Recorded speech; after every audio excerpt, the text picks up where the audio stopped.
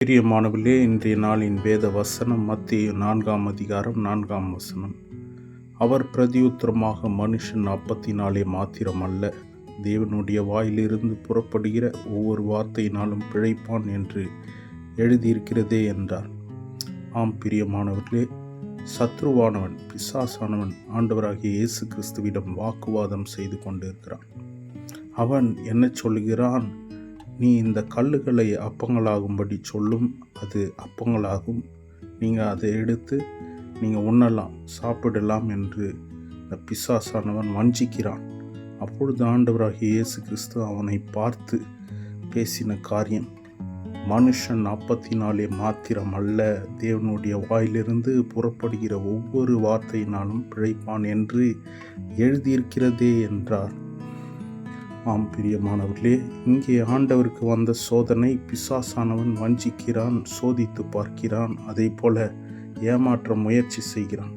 அவன் தந்திரமானவன், தந்திரமான பிசாஸ் என்பது பொய் சொல்லுகிற ஆவி. பிசாசானவன் எப்பொழுதும் சத்தியத்தை பேச மாட்டான், சத்தியத்தை புரட்டி போடுவான், சத்தியத்தை மயக்கும்படி நாம் பேசுகிற வசனத்தையே தந்திரமாய் திருப்பி பேசுவான். அதுதான் பிசாசனுடைய சுபாவம். சத்தியத்தை சத்தியமாய் போதிக்கிற சபைகள் இருந்தாலும் இன்றைய காலங்களிலே சத்தியத்தை புரட்டி போடுகிற அநேக பிசாசனுடைய தூதர்கள் உண்டு. எனவே பிரியமானவர்களே, இங்கே நாம் பார்க்க போகிறது, ஆண்டவராகிய இயேசு கிறிஸ்து பிசாசினால் சோதிக்கப்படும் பொழுது அந்த ஆண்டவர் ஆகிய இயேசு கிறிஸ்து அவர் வாயிலிருந்து புறப்பட்ட வார்த்தைகள் இந்த வார்த்தைகள் தான், மனுஷன் அப்பத்தினாலே மாத்திரமல்ல, தேவனுடைய வாயிலிருந்து புறப்படுகிற ஒவ்வொரு வார்த்தையினாலும் பிழைப்பான் என்று எழுதியிருக்கிறதே என்றார். அப்பொழுது இதிலிருந்து என்ன தெரிகிறது என்றால், இந்த வசனத்தை ஆண்டவராகிய இயேசு கிறிஸ்து தம்முடைய வாயினால் பிரச்சனையின் போது இதை உச்சரிக்கிறார்.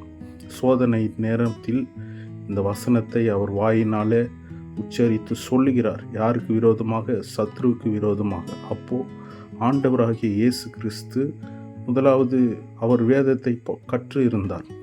அவர் படிக்காமல்லாம் இந்த வசனத்தை பேசவில்லை. பிரியமானவர்களே, ஆண்டவராகிய இயேசு கிறிஸ்துவும் தேவாலயத்தில் பார்த்திங்கன்னா வேத புத்தக சுருளை எடுத்து வாசிக்கிறார், ஏசாயாவிலிருந்து எடுத்து வாசிக்கிறார். அப்போ இயேசு கிறிஸ்துவே வேதத்தை படித்திருக்கிறார் என்றால், நாம் வீட்டில் வைத்திருக்கிற வேதத்தை திறந்து கூட பார்ப்பதில்லை. அப்படியாக நம்முடைய ஜீவியம் இந்த காலத்திலே இருக்கிறது. எனவே தயவு செய்து உங்கள் வீட்டிலே இருக்கிற வேதத்தை எடுத்து படியுங்கள். ஆண்டவராகிய இயேசு கிறிஸ்து வேதத்தை எடுத்து படித்ததினால்தான் இந்த சத்ருவின் இடம் எழுதியிருக்கிறதே. இங்கே பார்த்தீங்கன்னா கடைசியாக போட்டிருக்கிற வசனம் எழுதியிருக்கிறதே அப்படின்னா பைபிளில் இருக்குது, போய் படித்து பாடுறா அப்படின்ட்டு ஆண்டவராகிய இயேசு கிறிஸ்து சத்ருவை பார்த்து, பிசாசை பார்த்து சொல்லுகிறார், நீ சரியாக படிக்கல வேதத்தை. அதனால்தான் நிறைய பேர் என்ன பண்ணுறாங்கன்னா, வேதத்தை சரியாக படிக்காமல் வாய்க்கு வந்தது பேசுவது. அப்படியாக இந்த காலங்களிலே நாம் பார்க்கிறோம். எங்கே பார்த்தாலும் மேடைகளிலே பாடல், ஆராதனை எல்லாமே தேவைதான். ஆனாலும் வேதத்திற்கு அதிகமாய் முக்கியத்துவம் கொடுப்பதில்லை, சத்தியத்திற்கு முக்கியத்துவம் கொடுப்பதில்லை. அப்படிப்பட்ட காலத்திலே நாம் வாழ்ந்து கொண்டு இருக்கிறோம். பிரியமானவர்களே, எங்கே மெசேஜ் டைம் வரும்பொழுது தான் ஜனங்கள்லாம் தூங்க ஆரம்பிச்சுட்டாங்க. மெசேஜ் எடுக்கும் சமயத்தில் தான் தங்களுடைய கவனங்கள் எல்லாம் பிசாசானவன் திருப்புகிறான். எனவே சத்தியத்திற்கு நீங்கள் செவி கொடுக்கிறவர்களாக இருந்து சத்தியத்தை கற்றுக்கொண்டு இந்த சத்ருவுக்கு விரோதமாய் நாம் பேசும்போது நம்ம வாயிலிருந்து புறப்படுகிற ஒவ்வொரு வார்த்தையினால் நாமும் பிழைப்பும், நம்முடைய குடும்பமும் பிழைக்க முதலாவது கர்த்தருடைய வேதத்திலே தினமும் இரவும் பகலும் தியானமாக இருப்போம். அவர்கள்தான் பாக்கியவான்கள். இரவும் பகலும் கர்த்தருடைய வேதத்திலே தியானமாக இருக்கிற மனுஷன் பாக்கியவான் என்று சங்கீதக்காரனாகிய தாவீது சொல்லுகிறார். அதை போல பிரியமானவர்களே, நாமும் சொல்லுவோம், தினந்தோறும் படிப்போம். கர்த்தருடைய வேதத்தை தினமும் ஒரு முறையாவது எடுத்து படிக்க நம்மை ஒப்பு கொடுப்போம். அப்பொழுதுதான் நமக்கு விரோதமாக எழும்புகிற எல்லா பிரச்சனைகளையும் வார்த்தையினாலே, பிரச்சனையை திட்டினால் போதாது, பிரச்சனையை பார்த்து மிரட்டினா அது ஒன்றும் ஆகாது. நம்முடைய இருதயம்தான் நோகும். எனவே பிரச்சனையை பார்த்து பேச வேண்டும் என்றால் கர்த்தருடைய வார்த்தை நம்முடைய நாவிலே இருக்க வேண்டும், இருதயத்திலே இருக்க வேண்டும், வாயிலே இருக்க வேண்டும். அதை பிரச்சனை பார்த்து சொல்லும் பொழுது தான் சத்துரு வெட்கப்பட்டு போவான். எனவே ஆண்டவராகிய இயேசு கிறிஸ்து அதை கோட் பண்ணி காமிக்கிறார். என்னென்று வேதத்தில் எழுதியிருக்கிறதேப்பா போய் பாரு அப்படி சொல்கிறார். அதுதான் இதோட அர்த்தம்.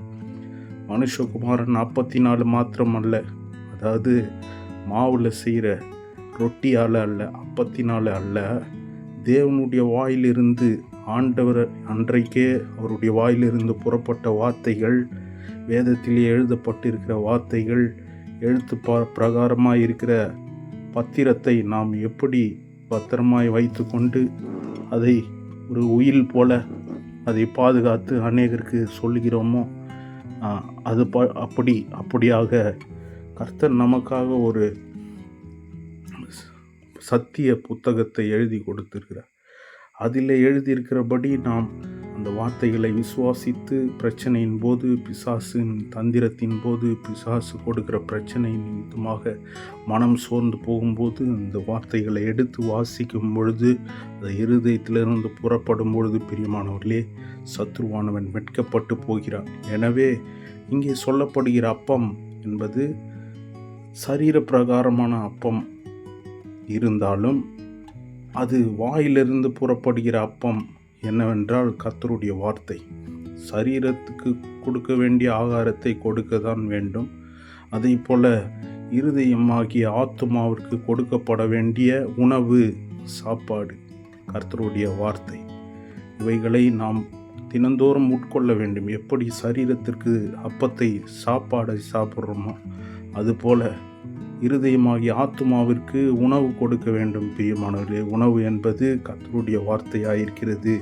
அந்த வார்த்தை எங்கே இருக்கிறது? கர்த்தருடைய வேத புத்தகத்திலே இருக்கிறது. அந்த புத்தகத்திலே தினந்தோறும் இரவும் பகலும் தியானமாயிருக்கிற மனுஷன் பாக்கியவான் என்று கர்த்தர் சொல்கிறார். அந்த வார்த்தையை எடுத்து நீங்கள் படிக்கும் பொழுது, பேசும் பொழுது உங்கள் ஆவியிலே, ஆத்துமாவிலே, சரீரத்திலே உற்சாகம் உண்டாகுகிறது. அதன் மூலியமாய் கர்த்தர் வெற்றியாய் உங்களை நடத்துவார். சத்தியத்தின் பாதையிலே நடத்துவார், நீதியின் பாதையிலே நடத்துவார். சந்தோஷம், சமாதானம் தாங்கும்படி கர்த்தர் கிருபை தருவார். அல்லேலூயா. எனவே இந்த வார்த்தையை கேட்ட உங்கள் யாவரையும் கர்த்தர் தாமே ஆசீர்வதிப்பாராக. நாம் ஜெபிப்போம். பிதாவாகிய தேவனை, குமாரனாகிய இயேசு கிறிஸ்துவே, பரிசுத்த ஆவியானவரே, நீர் ஆண்டவரே, இந்த மத்தேயு 4ஆம் அதிகாரம் 4ஆம் வசனத்திலே ஆண்டவரே, மனுஷன் அப்பத்தினாலே மாத்திரம் அல்ல, தேவனுடைய வாயிலிருந்து புறப்படுகிற ஒவ்வொரு வார்த்தையினாலும் பிழைப்பான் என்று எழுதியிருக்கிறதே என்று நீ சொன்னீர் ஆண்டவரே. அதை போல நாங்களும் சொல்லுகிறோம். எங்கள் பிரச்சனையின் மத்தியிலே, எங்கள் சோர்வின் மத்தியிலே, எங்கள் கலகத்தின் மத்தியிலே எங்கள் வாயிலிருந்து கர்த்தருடைய வார்த்தை புறப்பட உம்முடைய கிருபை தாரும் ஆண்டவரே. உம்முடைய வேதத்திற்கு நாங்கள் முக்கியத்துவம் கொடுக்க கிருபை தாரும். சத்தியத்திற்கு முக்கியத்துவம் கொடுக்க எங்களுக்கு பலத்தை தாரும் ஆண்டவரே. சத்தியத்தின் பாதையிலே நடத்தும், நீதியின் பாதையிலே நடத்தும், குடும்பத்திலே சமாதானம், சந்தோஷம் ஆண்டவரே, நிலைவரமான ஆவி எங்களை தாங்க பரிசுத்த ஆவியானவரே உதவி செய்யும்.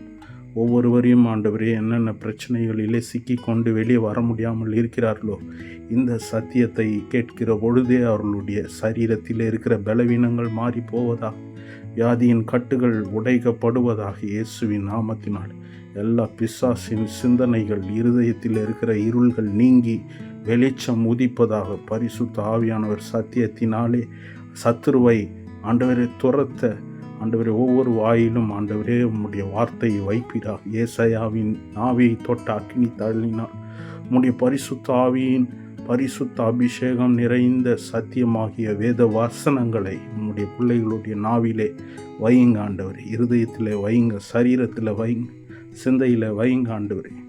இந்த வார்த்தையை கொண்டு அவர்கள் இன்னும் ஓடி வாழ வேண்டிய நாட்களிலே கர்த்தருடைய சத்தியத்திற்காய் நிற்கவும், சத்தியத்தின் நிமித்தம் வெற்றியுள்ள வாழ்க்கை வாழவும் அவர்களுக்கு உதவி செய்கிறார். இயேசுவின் நாமத்தினால் ஜெபிக்கிறேன் ஜீவனுள்ள நல்ல பிதாவே. ஆமென். God bless you. God bless you.